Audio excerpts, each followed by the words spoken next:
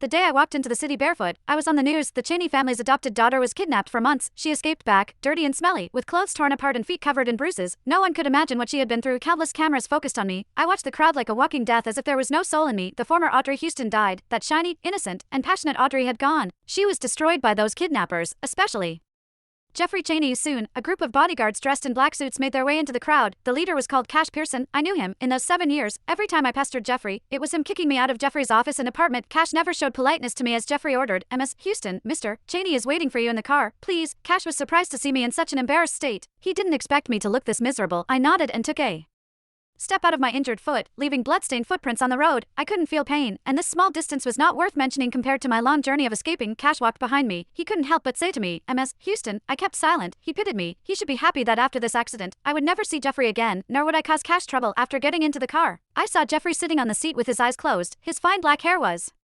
well-groomed, and his delicate face was perfect. Well, during the time I disappeared, he must have felt unprecedented peace and relaxation. Now he was in such an excellent state. Hearing the noise, Jeffrey opened his eyes. The moment he saw me, he almost didn't recognize me. "Audrey," I nodded. I'd learned my lesson. In the past, I didn't care about the identity of the Cheney family's adopted daughter. I thought I was their real daughter, proud and domineering. But now, after I was kidnapped, I realized that my life was in the hands of the Cheney family. As long as Jeffrey refused to pay, I was doomed. He frowned, a little displeased. "How did you end up like this?" "Ended up like what, beggar? I fled tens of miles, day and night. Besides the kidnappers, I had to watch the beasts in the mountains. When I was thirsty, I drank rainwater. When I was hungry, I went to rummage through the garbage on the side of the road." Nobody could stay rational in such a circumstance. I knew that he was blaming me for appearing in front of the media like this. It would bring trouble to his company, the Cheney family's company to be precise. Sorry, I was sorry for causing Jeffrey trouble. Jeffrey heard me say this. He felt stunned at first, and then the corner of his lips hooked into a smile. "She's right. You've learned your lesson." I couldn't understand what Jeffrey meant. When the car door closed, Jeffrey suddenly stretched out his long arm towards me. I instinctively resisted and cowered towards the corner. He then stopped and said in a disgusted tone, "Audrey, you're smelly." I didn't know if it was because of the confined space inside the car. Jeffrey finally sensed the unpleasant odor on my body. It was the smell of fermentation after mixing blood and sweat, rolling on the ground, and rummaging through the garbage. Hearing Jeffrey's words, I subconsciously left the seat. The car drove unsteadily, and I fell from the seat. "I'm sorry. I won't dirty the seat. I just needed to kneel here. It hurt so much." On my knees, there were still bloody holes made by those kidnappers with thin steel needles. They blamed me for not getting money. To Jeffrey, I was nothing. They took it out on me to vent their anger. I couldn't stand up and simply sat on my knees in that small space. Jeffrey got angered. "What are you doing? Go back to your seat," he ordered me, but he didn't bother to help me. I listened to his words.